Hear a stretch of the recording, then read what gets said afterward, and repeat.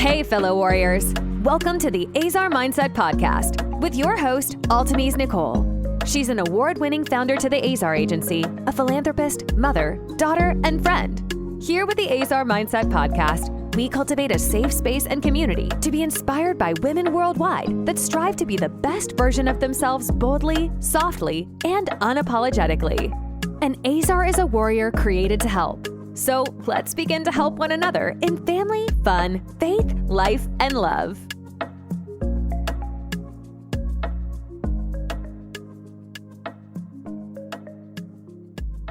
Hello, and thank you for joining me with yet another episode of the Ezer Mindset podcast. I am your host, Altimese Nichole, and I am so thrilled to introduce you all to a dear colleague, friend, and sister of mine. We serve together on the board for Compassionate Transformation Community, also known as CTC. And her name is Amanda Rudd. She is the Executive Director of CTC, and she has graduated from CSUSCB with honors in anthropology and holds a school age and associate teaching certificate. She is a child mentor with a creative energy and empathetic soul, caring deeply for children, people, and all living creatures. And she's an animal lover. Amanda's her wide range of skills and experience make her an invaluable asset to our organization, our nonprofit, and our mission. She loves reading, hiking, and art, and her goal is to be a safe space for youth and advocate for the well-being and their safety. And if you are not sure, all of CTC and what CTC is about, CTC, we are really dedicated to creating a safe space for all, but definitely specifically for our youth in America that have to deal with so many things, like bullying, um, some deal with health issues, mental health issues, and we want to provide them the resources and support that they need, as well as their loved ones that help to give them the life that they deserve. So thank you, Amanda, for joining today. So excited to have you. Thank you for having me. I appreciate it. Yes, of course. So I started with CTC, oh my gosh, a couple years ago, and I met Winnie first. Yeah. And Winnie's been on the podcast before, and she is an absolute breath of fresh air, along with the rest of the team, Jay and everybody. So, like, I would love to know, like, how did you get connected? Did you already have a relationship with Jay and Winnie? Like, how did you get connected to CTC? So when I was at CSUSB, Jay was actually my professor. He taught one of the anthropology classes I was taking in my last semester in college. And Yeah. he had asked if anybody was interested in like youth mental health and coming, to help be an assistant or whatnot. And at the time, I was still working as an after school teacher. So youth was like, when he said youth mental health, I'm like, I'm in. Like, sign me up. And I had a flexible schedule, so it just made sense. So I approached him after class, and I told him, I was like, hey, I'm interested. I want to learn more about what you're doing. Just, send me over all that you need me to do, and I'm there. It was only till later that he told me that I was one of two people that approached him, but he said that my energy and like he felt that like I was the right fit, and I was like, I felt that too. So I was like, we were on the same wavelength. Yes. And so it was really, that's basically how I got into the organization. And then it kind of just developed from there. So we started in 2 years ago. Yeah, 2 years ago, right? Yes, 2 years ago in March. Mhm. Yeah, it will be almost two, year and a half. In March, it will be 2 years.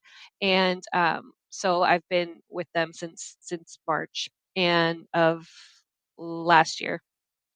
Mm. And so it started off with me just doing little tasks here and there, and then it kind of developed over time. And they're like, "Oh, like we want you to be the assistant executive director," and then I held that position for a while, and then they're like, "You would be great to be an executive director," and so here I am.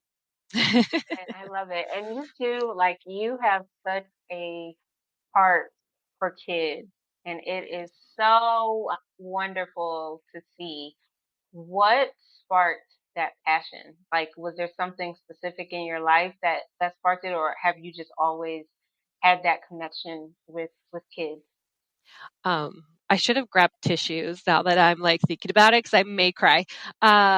Okay. I get really emotional when I talk about kids because, you know, going through my own childhood trauma, like I see kids with their, what they're dealing with. And I'm like, I've been Mhm. there and I like feel for Mm. you and I feel deeply for you. And it's like, I want to be there for them. And so basically, it's a funny story. So I've always loved animals, and I thought, I want to do something with animals. So I was a Yeah. groomer for a while, and then I realized, you know what? I like animals as pets, not so much as like working on them. So like in the back of my mind, I was like, I always really loved kids. So I was like, maybe that is my path.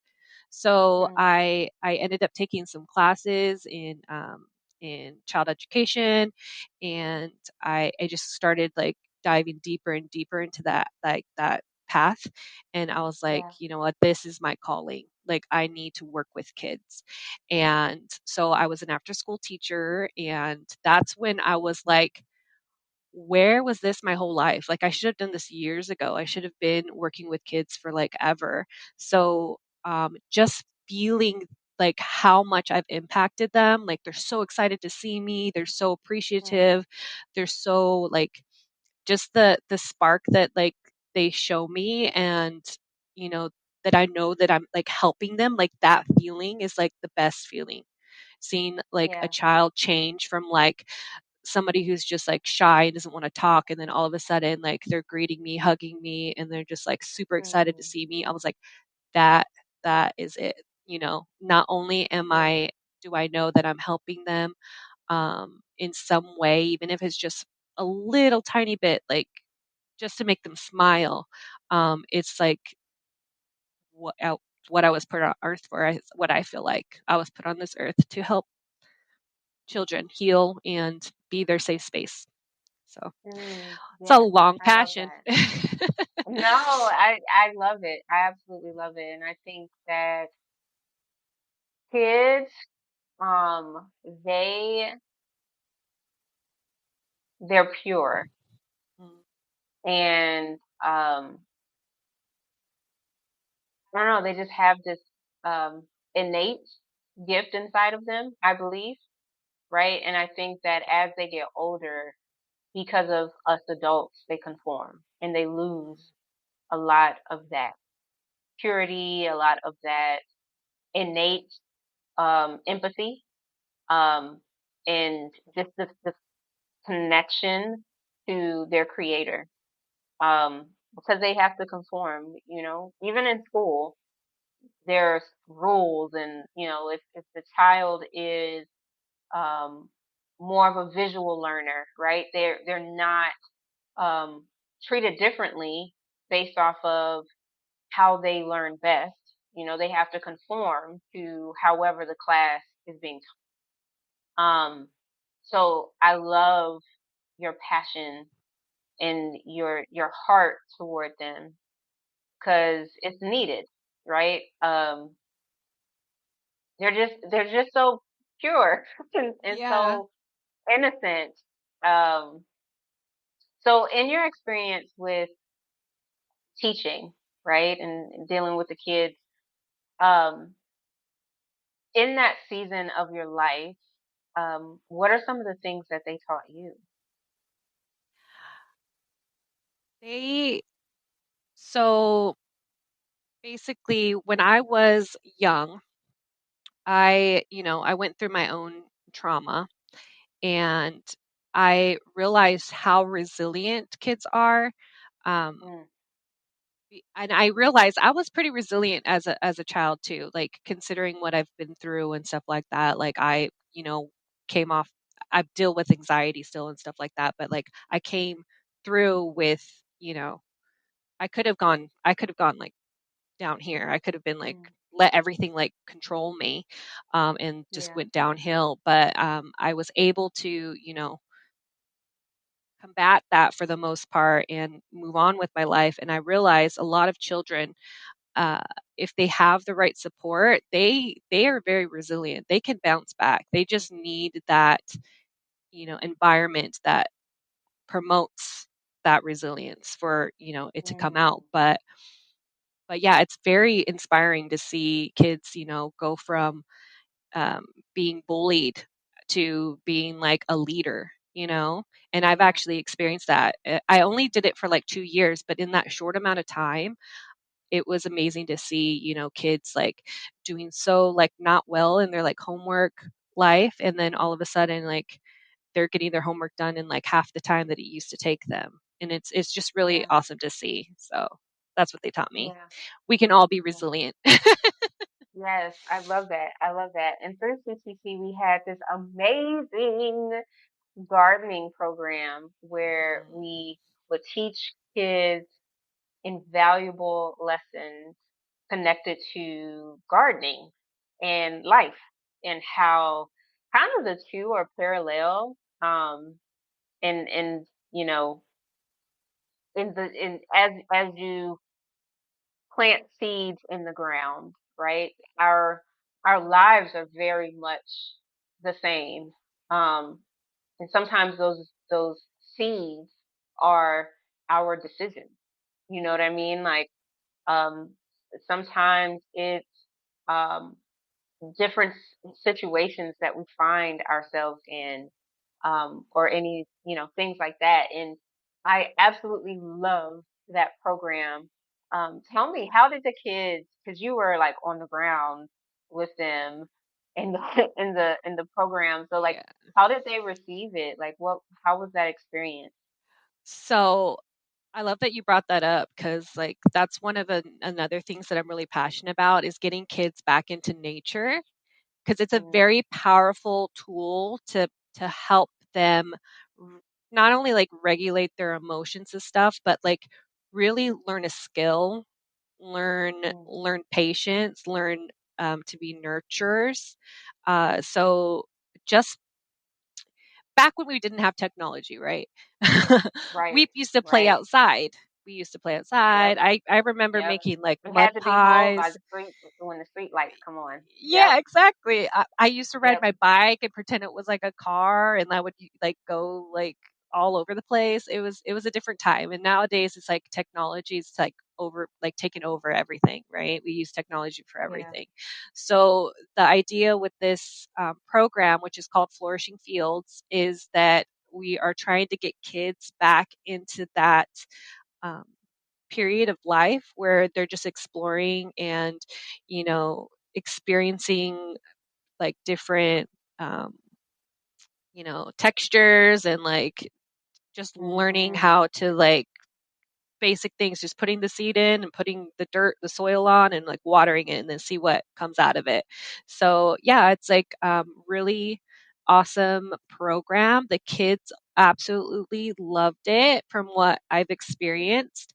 My nephew, I actually brought him to one of the events that we had, and he's a very shy boy. Like he's just like, I don't want to do nothing. Like, don't talk to me. Like, I want to be in this corner. And I kind of like encouraged him to kind of just, yeah, just watch. You don't have to touch the dirt if you don't want to. But look at this kid who's like over here, like, and he yeah, actually got in there and started to participate. And it was like such a cool thing to see because, mm, just seeing kids experiencing something other than the screen, yeah, in a really natural environment is just such a beautiful thing to see. And like getting dirty is fun. Like, obviously after you get dirty, you want to get clean, but the process of getting dirty is very fun and everybody Yes. should try it. Oh man, you know what, Amanda, that's a gym. Like, Mhm. I don't know if you realize it, but that's a gym. Everybody should get dirty. Like, it's fun. Like, and I think that as we've grown older, we've forgotten that like getting dirty is a part of the process. You know what I'm saying? Like, Yeah. to where we're trying to avoid it at all costs when in reality, like, the dirt doesn't hurt. You know what I mean? We The learn from dirt the dirt. doesn't hurt. The dirt doesn't hurt. Like, Love it's that. it's it's a part of the whole process, right? I absolutely love that. If there's a parent that's listening and they're like, "Man, that sounds so great." And for those who don't know the exact location of CTC, they're on the West Coast. They're in Cali, so Amanda's in Cali. And as you all may know, I'm on the East Coast, so I help support on the east side of the U.S. But how, if someone's listening and they may not be in California, but they want to participate or get their kids involved, like, is there, like, how can they potentially join the program if possible virtually, or do you have any tips for them? So we don't have, like, for the flourishing field option, we are actually thinking about making it an after school program that schools can basically take on. And it's pretty much a full fledged program. There's X amount of sessions, and it goes through the process of, you know, getting the seed in there and then nurturing it, teaching them all the skills that's involved. There's meditation, there's different things involved. So the goal is to get the program is in as many schools as we can. And it's not just the Flourishing Field program. We have other programs as well. The Bright Club, we didn't mention this before, but it's also a really great program that we're hoping to launch in January. It's specifically for neurodiverse youth, but we don't, Mm, discriminate. So if you're not on the spectrum, we love to have you too, but we want to make sure that it's an inclusive um, program. So we want to put out there that children who are, maybe on the spectrum or are neurodiverse, this program is for them. And I'm going to switch to the Bright Club real quick, just to explain it in okay. case people are wondering what is the Bright Club. So the Bright Club is a wellness program that we are developing or have developed and are hoping to launch in January. Bright stands for Building Resilience, Inclusivity, Growth, and Holistic Thinking. So that's where the acronym came from. Yeah. So thank you. No, I'm just I love kidding. it. I love it. Well, I love and it. and the idea for this is that we want to teach the more like complementary alternative modalities that include like movement practices, teaching them how to use sound bowls. People don't really know Yes. what sound bowls are, but they're a really good technique to help, with emotions and mental health. So we want to get kids Mm, and their families. I want to express that we want to include the families as well, and pretty much everything that we do, because not only is healing the child important, but the parents are also very important to absolutely. help Yes. can have the container, the environment to support and continue to support them through their journey. So that is exciting, and we're hoping that that will also be an after school program that schools can adapt. So anybody who lives not in California, um, some of the programs we will be offering on Zoom, but the main goal is to get them into the schools so that way everybody can experience them. Yes. So hold out hope. You may be able to experience this soon. You just need to keep up to date with us. So Yes. that way you know the happenings of what's going on. But yeah, those are the best insight into what's going on and what you can do. Just hanging tight and you'll see magical Yes. things will happen. Uh, You know, if you're on the East Coast or anything, like feel free to reach out to me directly. If you have, feedback, question, a suggestion, or just want to be Oh, connected to yes. CTC, like please do reach out. And in terms of like getting your child involved in things like this, I think it's go for it, even if it's just you and your child, right? So, something me and Izzy do, like I am a plant mom, by accident, but now I love it. I love it now. See. Um, but I see like those I, plants. yeah, plant babies, they're very temperamental, by the way. I did not Yeah. realize plants were so temperamental.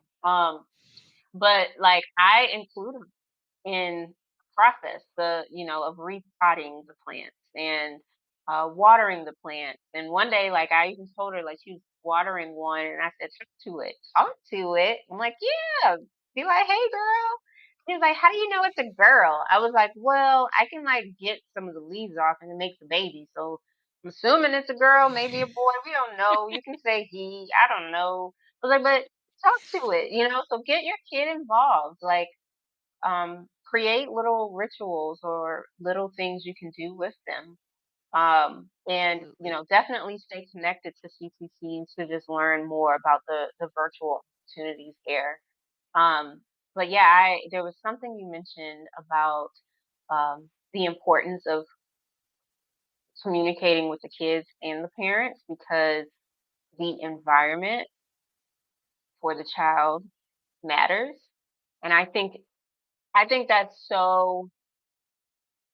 it's so important, and I think we often overlook it in terms of just in general when it comes to um, mental health awareness for children, providing them the resources and tools that they need. You can give a child all the tools, all the things, but if they go back home and it is not reinforced, then there's a total disconnect, complete disconnect. So it's so important as parents, as guardians, as loved ones, that we do our healing too. Because as we do our healing, our babies, our next generation, they benefit from our healing. And then they too learn how to heal. Because not only are they getting the tools, not only are they getting the resources and the support, but they're seeing it in action. Like they're seeing it in real life, in real time, in their homes. So, and I'm a huge advocate, and Amanda, I feel free to chime in, girl, but like I'm a huge advocate for therapy. Like, yes, prayer Yes. works. Yes, that works. But God and therapy, they go together. They go Yeah. together. So like, I think it's so important we just do our work. We do our own healing. Absolutely. I actually went through therapy for a while. I was like going through a dark period, and therapy kind of snapped me out of it. And Mm, another thing that really helped me was meditation. I mm, I got into meditating a lot to help, decompress. Like when I was in a yes, heightened state, like my vibration level, like I'm like I'm not doing well.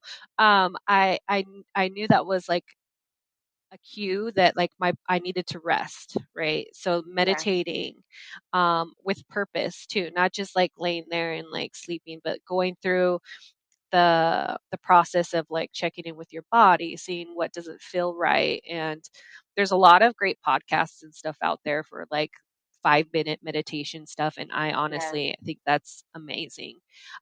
I love Basically that. what I hope is that you find, my goal is that youth and adults, everybody find what works for them, and their healing. So if it's not meditation, maybe it's yoga. If it's not yoga, maybe it is therapy. But I am a firm believer that you not only need to find what works for you, but you need to experience, because sometimes you need to have you like like you said, God and therapy. You need to have Yeah, like that combination. Sometimes it's yeah. not just one thing, you need to have another thing to support you. That's right. And that was my case. Therapy, Yeah. meditation, getting outside, sun. People don't get enough Mm. sun nowadays. I feel like Oh my nobody's gosh. outside. But Yeah. sun, like just 10 minutes in the sun, like your mood, Instantly amazing. changes. And I Nature's think amazing. too, like if you struggle with meditation, I want to encourage people to consider that worry is a form of meditation. So if you know how to worry, you know how to meditate. It's the Mm. same. It's literally, it's just one side is on the things that most likely you cannot control. And you are kind of just literally just festering in the thought. You're festering in the thought of something you cannot control. And then the other side is relief. It's calm, it's quiet, right? And it gives you the place of just settle. But both are like active, like because sometimes you could think meditation is not active, but it really is. You're intentionally, actively calming, whereas worry is the opposite. It's intentional, active meditation on things that are concerning, things that are bothering you.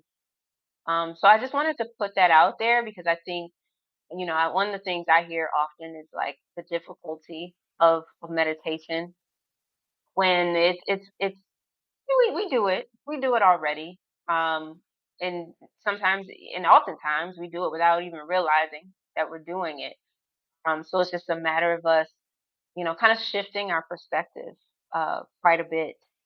Um, yeah, I just wanted to add that in there because I think too, and the combination is so true. I think that I've always had different forms of therapy at the same time. So like right now I'm in therapy. And I've learned too, like you kind of have to revisit if you don't keep like a therapist on speed dial all the time. But like you have to go back every once in a while just to regroup and Mm. gain fresh perspective or just make sure you're still on the right track. But I've paired it with different forms of physical therapy, whether it be chiropractor, whether it be massage therapy. It has done wonders. Oh my gosh. I mean, like, okay, so Amanda, the last time I went to get a massage, they are not luxury for me. They are a requirement because the body keeps score. Like we can all day, do our mental work of healing and addressing things, and then we move on. But then our bodies remember.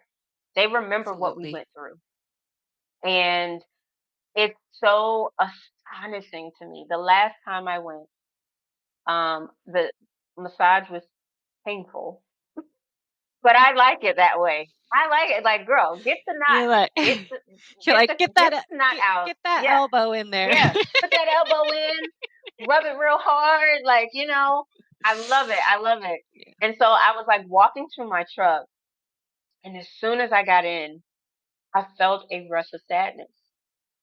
It like immediately like just, and I was like, whoa. And I have no idea where it came from. I don't know what it like. I don't, I wasn't What sad before I happens? went in. Yeah, I don't know. So I was like, okay. And literally, I'm talking to myself, but I was like, literally, like, okay, all right, okay. I said, Nichole, it's okay to let it out. Literally, I said that. That it's okay to let it out. And on the ride home, I just started crying. Like there were just streams of tears. Still don't know what it's about, right? But it's like a stream of tears. And when I finished, it was like like an immense amount of gratitude that took over the place where the sadness was. Yeah. And it was just so much further proof to me how, things that we think we've dealt with, we've worked through, we've healed from. You know what I'm saying? Like those things that we think we've passed, we've grown past them. Bodies, sometimes they don't get that memo.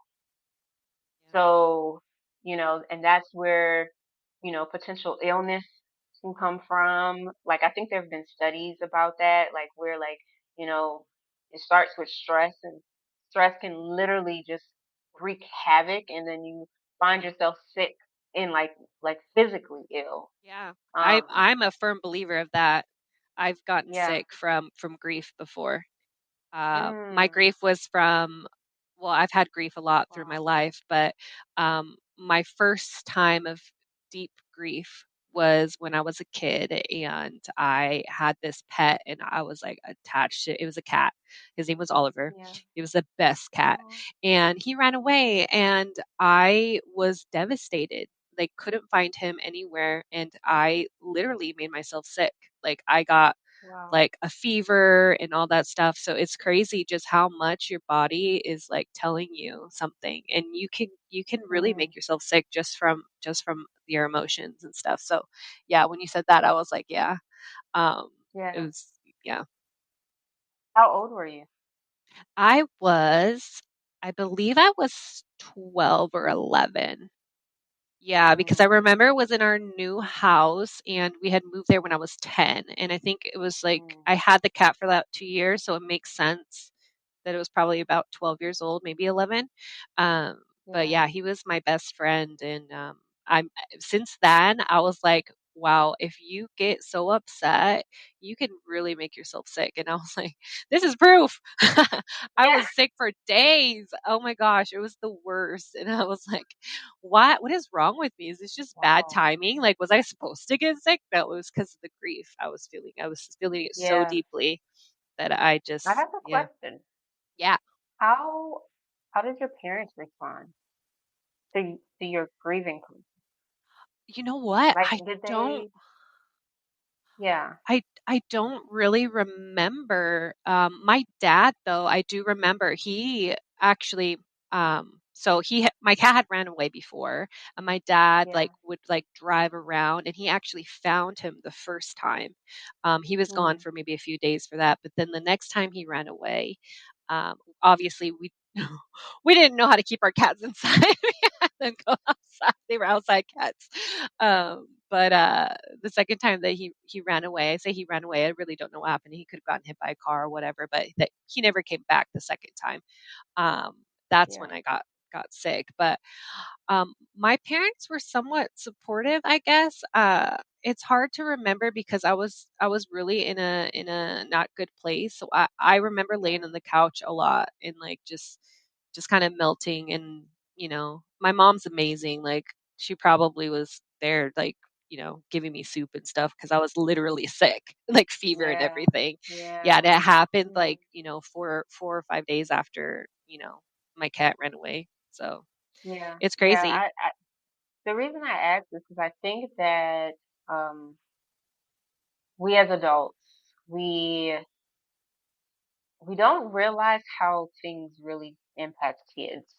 You know what I mean? So like it can easily be glazed over, not even intentionally, but just like, oh, it's okay, everything is fine. When for a for a child, it's a huge deal. You know what I mean? Like huge. And I remember during COVID, um, Izzy, the world had shut down. So we were all in the house, right? And my daughter wanted to hang with me all the time. Not much has changed. But it was like everything we were doing it together. And I was just like, girl, this is a lot, like, because I'm working and trying to take care of the house and trying to take care of her and trying to stay sane and all these things. And I had a friend and she was like, she was like, you have friends and you have a life that you have built over however many years old you are. And she said, your daughter, her world is you. She's like her world is literally you. She's only been on this earth for, I think at the time, I think she was like 4, maybe 3 or 4. So she was like, she hasn't been on this earth long. So you are her world. And when it was put to me that way, where it's like she really doesn't know. She has no idea. Like, and because she doesn't have any idea, because she's only, like, she's a little kid. She's still developing and growing. So like things Baby. to her where she has those big emotions, they are merited. They are, whatever she just experienced, it is a big deal. You know what I mean? Like it is huge for her because that's what she knows.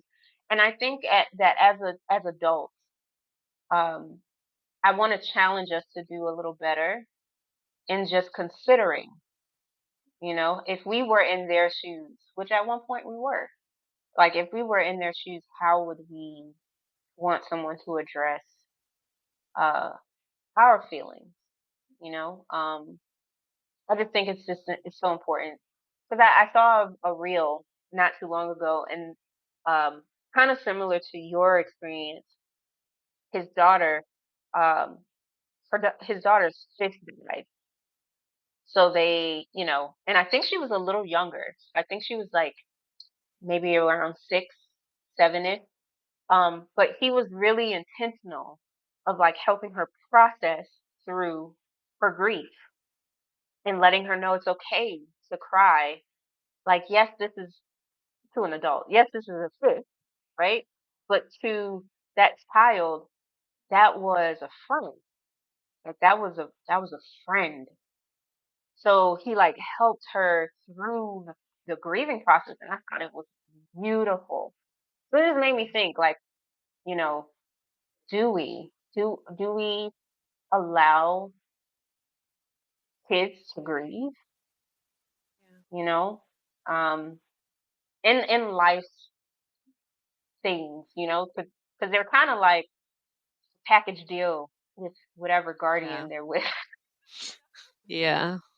For package deal. So like whether it's, family going through a divorce or you know, family losing a loved one or whatever, they're gonna feel whatever we're feeling because they're package deal with us. So Yeah. Yeah. how do we help them? And this is more of a question to you, like how can we help them grieve? Like how can we help them feel their feels? So it's I'm going to mention that I also saw the reels that you're talking about, and I know who you're talking about because yeah, and he does Yeah. amazing at addressing those things that come up. But I also saw another reel. Since we're on the topic of reels, everybody's watching reels now. um, there was this girl. She was so emotionally intelligent, young girl.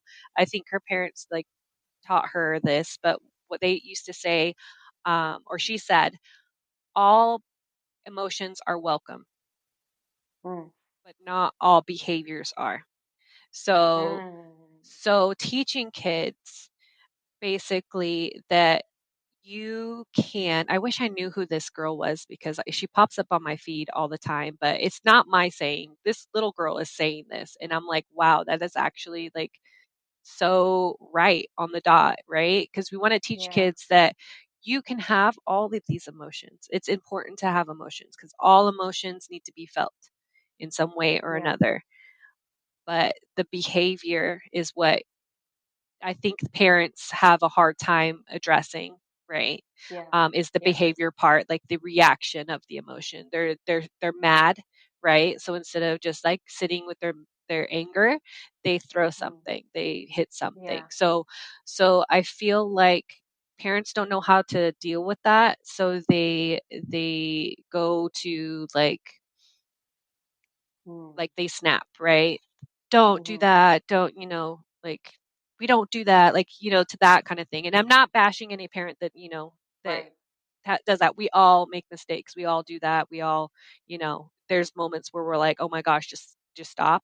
And that is something that I want to try to help with these programs, is trying to get kids so they can learn not to do that negative behavior, right? Mm-hmm. That destructive behavior from the emotion. So if we teach them emotions are okay, it's okay to feel angry, it's okay to be disappointed, it's okay to be sad, right? It's okay to Yeah. feel those. And having a parent or guardian or a mentor like sit with them in that, and also teaching them ways to sit with it, right? Because if we just leave them to their own devices, they're going to be like, well, like, what do I do now, right? So Mm-hmm. teaching them to listen to music if they're angry Mm-hmm. that might calm them, teaching them the meditation. Like I said, there's some really good walkthrough meditations for kids, like stories that they basically listen to, and then they're into the story, and they like, wow, I'm not feeling this emotion anymore. They got to work through it. No matter what, they Yeah. got to work for it. They got to feel it, and they got to work through it, because that's how our trauma stays with us, right? I'm not a medical expert or anything like that, but I know just from experience that um, I bottle up my emotions. I've always have bottled up my emotions because I've seen other people not do that, and I didn't want that. So instead of like just kind of, they did the negative, like, you know, blah, blah, blah, blah, blah, like let their anger show. Um, I was the opposite. I didn't want to let anything show. So I would just like Mm. swallow it. And that Mm. could be very dangerous as well, right? Yeah. Not Yeah. being able to express it. So that is the key, right? Is to Mm. help kids find ways to sit with their emotions, find ways to work through their emotions, feel everything, and then continue on with Yeah. their day, right? So, Mm. like, yoga is really amazing, movement is really amazing. My therapist told me, like, when you're anxious and stuff, it's your body, like, if you're doing like moving a lot, it's because your Mm. body is in that heightened state, anxiety, like they think that a lion's going to come and then like attack you at any point. That's what his anxiety feels like. So your body has all this built up energy. So when a kid is like nervous or anxious, like movement is really really good, right? Like Mm. getting them to shake, getting, so like Mm. with our wellness program, I want to incorporate, and we're incorporating all these different things. So that way a child could find what works for them, like I said before, and use it as a resource in their lives. So when they're angry, maybe they needed to listen to sound, right? So they have the sound bowl, which it has a very nice vibration. It's almost like a massage for your brain. So, like, Mm. if you want a massage for your brain, like, go to a sound bath. It is amazing, and you'll get a release just like you did for your massage. Like, I cry every time Mm. I do a sound bath. It's so, like, such a profound, like, experience that you go through, and I want children to experience that. Like, do you see Yeah. many sound baths for kids? Like, No, I don't I ever see don't like a think I spec. have. Yeah, exactly, or like a No. family one. It's like mostly geared Yeah. Oh towards, my God. yeah, like adults, right? Yeah. Like I've never seen like, Yeah. oh, kid-friendly sound bath or whatever. And it's basically for everybody. Kids can experience it. Literally, you're just listening to sounds and like just letting your mind Mm. go through whatever it is. But Mm. um, I love that. yeah, Do so you? So do you have a sound bowl? So I do. I actually brought it with me, but I forgot it in my car. So, but like you literally can get them anywhere.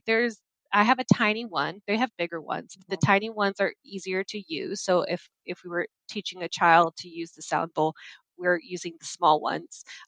They're easier to use. They're portable. They're not that expensive, and literally just learning how to do it. It's cool once you get it going. You're like, oh, I could do this. Wow, it's amazing. And then the second thing is like the sound that it produces. It's like really like a unique sound, and it's kind of soothing. And it's not for Yeah. everybody. If you have a sound sensitivity, some kids may be like, yeah, I don't want to do that. And that's Mm. fine. Mhm. That's why we want to. expose them to all these different things so they can find Yeah. that that that one thing that they're like, this is for me and this is what I want to do. So Oh, I love it. I yeah, love it. I love it. I love it. Amanda, this was phenomenal. Thank you, thank you for being here. thank And you. I'm sure people are just wondering how they can connect with you. So, where can they find you to stay connected? Um, so I would recommend that they go to our CTC Facebook and Instagram, and it's at We Love CTC. Our Instagram is we.love.ctc, uh, but you'll be able to find us pretty easily. So we're on Facebook and Instagram. We have a YouTube, and then we also have a LinkedIn, but the main pages that we use are the Facebook and Instagram. So feel free to message us, DM us. You can email us at welovectc@gmail.com. You can visit our website at lovect.net, and that's where you can sign up for our monthly newsletter. So we'll keep you up to date on the happenings that are going on in the nonprofit. There's some cool tips in there too, like your monthly meditation or like mindfulness practice is in there. So if you're like curious about like a small technique that you could do that day, like we provide you with that. And it's just, yeah. And if you want to reach out to me personally, you could just find me by looking at my name. I go by at Raylene Rose on Instagram. That's my middle name and my favorite flower. That's why I have that. Love it. I Yeah, love it. yeah. So at Raylene Rose, you can also DM me. I would love to hear from people, their experiences. I would love to, if they have any questions, comments, suggestions, like please, we want to know what you need, what you want, because we want to provide that to the communities and heal everybody as much as Yeah. we can, specifically kids, Yeah. but parents too. We have a child, Yes, you yes. know. Yes, yes. I mean, they're our next generation. They're going to Yep, be the ones who will take care of us when we get older. yep, yep, So yep. we We need to want take to care of make them. sure that yeah, we want to make sure we take care of them. Thank you. Thank you so much. And um, everybody who's listening, all of the amazing information that Amanda provided us, we will have in the show notes for you. So be sure to check that out. And thank you so much for joining us on yet another episode of the Ezer Mindset podcast. Until next time, be sure to just love on your babies, love on those kids, even if they're not biologically your kids, love on the babies around you. Take some time to be very, very intentional with them, and just getting to know how they feel, right? Regardless of how we perceive it to be big or small, it's big and it's important to them. So just take some time with your kids, and then Yes. reach out. Let us know how it was. And we will see you in the next episode. Bye. Bye. We hope you enjoyed this podcast episode of the Ezer Mindset Podcast. Be sure to subscribe to stay connected and in the know of all upcoming inspiring conversations with Altimese Nichole and inspiring women from all around the world. Until next time, stay soft and fearless, Queen.